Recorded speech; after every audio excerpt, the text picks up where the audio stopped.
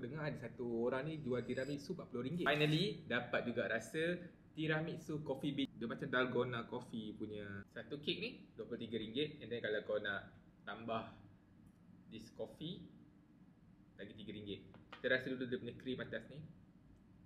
Dia macam dalgona punya coffee tu. Kalau tak makan without cream, dia tak rasa sangat dah coffee dia. Kita test lagi sekali dengan dia punya cream. Once kalau makan dengan cream, baru dia terasa dia punya coffee tu.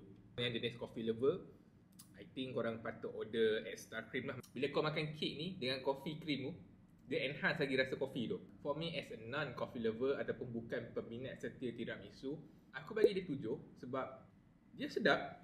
I'm not a coffee lover, boleh makan. Mungkin aku akan repeat and aku akan suggest ke orang. Tapi nak kata suka betul-betul kau tu, tak lah.